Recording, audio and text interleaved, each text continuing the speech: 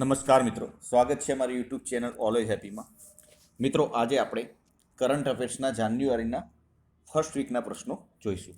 તેમજ તમે ડિસેમ્બર મહિનાના કરંટ અફેર્સના પ્રશ્નો જોવા માંગતા હો તો ડિસ્ક્રિપ્શનમાં તમને એ વિડીયોની લિંક મળી જશે. તો ચલો મિત્રો, ટાઈમ ના બગાડતા શરૂ કરીએ. ફર્સ્ટ ક્વેશ્ચન: નીતિ આયોગ દ્વારા જાહેર કરેલ સસ્ટેનેબલ ડેવલપમેન્ટ ગોલ ઇન્ડેક્સમાં પ્રથમ સ્થાને કયું રાજ્ય રહ્યું?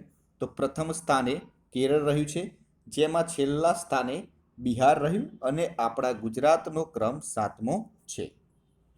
Second question: shipping corporation of ઇન્ડિયાના અધ્યક્ષ તરીકે કોની નિમણૂક કરવામાં આવી? તો HK જોશીની નિમણૂક કરવામાં આવી છે. થર્ડ ક્વેશ્ચન: 107મું ભારતીય વિજ્ઞાન કોંગ્રેસનું આયોજન ક્યાં કરવામાં આવશે? તો 3 થી 7 જાન્યુઆરી દરમિયાન બેંગલુરુ, કર્ણાટકમાં કરવામાં આવશે. 4 નંબરનો ક્વેશ્ચન: દિલ્હી સરકારે પ્રગતિ મેદાન મેટ્રો રેલવે સ્ટેશન નામ બદલીને કયું કર્યું? તો supreme court metro railway station. 5 railway protection force RPF નું નામ બદલીને કયું કરવામાં આવ્યું? તો Indian railway protection force services IRPFS કર્યું. છઠ્ઠો ક્વેશ્ચન: યુનાઇટેડ નેશન અને ફૂડ એન્ડ એગ્રીકલ્ચર ઓર્ગેનાઇઝેશને 2020ને કયું વર્ષ જાહેર કર્યું? તો આંતરરાષ્ટ્રીય વનસ્પતિ આરોગ્ય વર્ષ જાહેર કર્યું. 7મો નંબર: દ્રષ્ટિહીન વ્યક્તિ ચલણી નોટો ઓળખી શકે તે માટે RBIએ કઈ એપ્લિકેશન લોન્ચ કરી છે, જેનું નામ છે money mobile aided note identifier, જેના દ્વારા નોટની દ્રષ્ટિહીન વ્યક્તિ નોટની ઓળખ કરી શકશે એપ્લિકેશન દ્વારા નોટને સ્કેન કરીને. 8મો ક્વેશ્ચન: નાગરિકતા સંશોધન કાયદો CAA વિરોધમાં વિધાનસભામાં પ્રસ્તાવ પાસ કરનાર પ્રથમ રાજ્ય કયું બન્યું? તો કેરળ.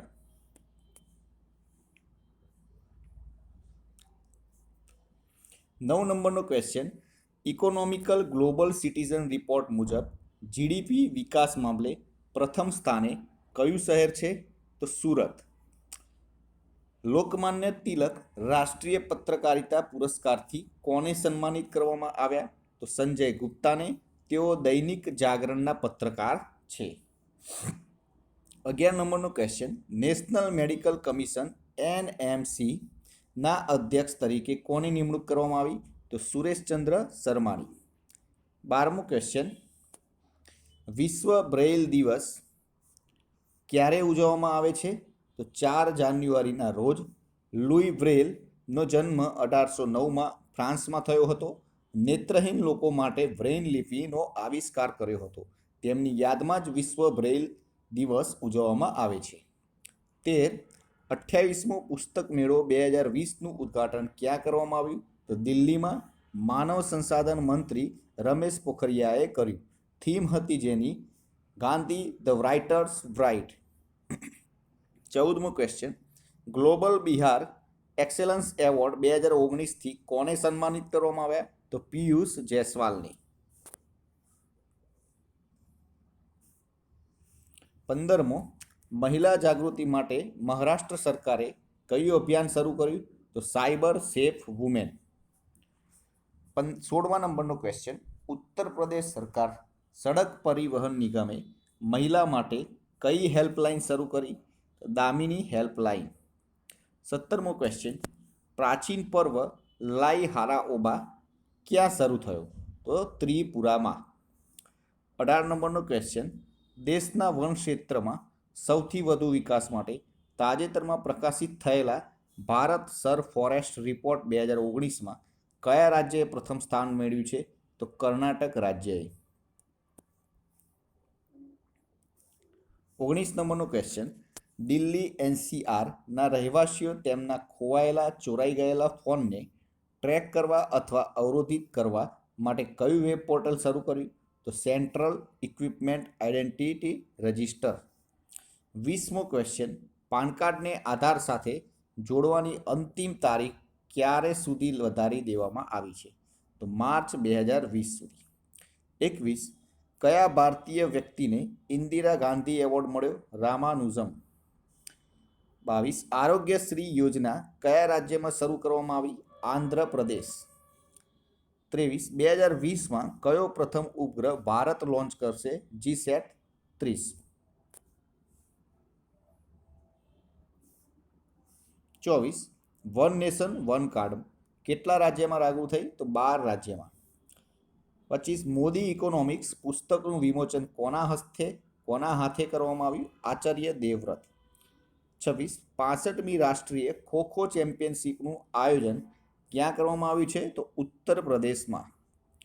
29. 27. 40મો સપ્તક 2020નું આયોજન ક્યાં કરવામાં આવ્યું છે? તો LD આર્ટ્સ કોલેજ અમદાવાદ ખાતે. સપ્તકનો અર્થ થાય સાથે શ્રેણીઓનો સ્વર, જેમ સારે ગામા પાગા અને નીનો સમૂહ સૂચવે છે. આ સંગીત ક્ષેત્રની કાર્યક્રમ છે જેની શરૂઆત 1980માં તબલાવાદક પંડિત નંદન મહેતાના સહયોગથી થઈ. 28.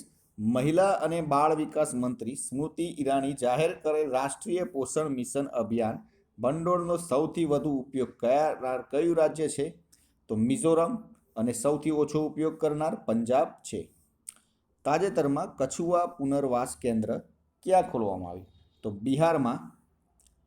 30. ડિફેન્સ એક્સપો 2020નું આયોજન ક્યાં કરવામાં આવશે? લખનૌ ખાતે. વિશ્વ સ્વાસ્થ્ય શિખર સંમેલન 2020નું આયોજન ક્યાં કરવામાં આવશે? વિશાખાપટ્ટનમમાં. 32. NDRF એકેડમીની સ્થાપના ક્યાં કરવામાં આવશે? તો નાગપુરમાં. નેશનલ ડિઝાસ્ટર રિસ્પોન્સ ફોર્સ સ્થાપના 2006માં કરવામાં આવી હતી. NDRF ડિરેક્ટર જનરલ SN પ્રધાન. 33. 5મું વૈશ્વિક ડ્રોસોફિલા સંમેલનનું આયોજન ક્યાં કરવામાં આવશે? તો પુણે ખાતે. 34. તાજેતરમાં કઈ ટ્રેન સિંગેરીની કોલિયરીઝ કંપની લિમિટેડના રંગોથી રંગવામાં આવી? તો તેલંગણા એક્સપ્રેસ. 35. કેટલા વર્ષો પછી તાજેતરમાં ક્યુબાએ એક PMની નિમણૂક કરી? તો 43 વર્ષ પછી. તાજેતરમાં કાઠમંડુ જિલ્લાના કીર્તિપુર ખાતે ભારતે શું બનાવ્યું છે? તો ગર્લ્સ હોસ્ટેલ.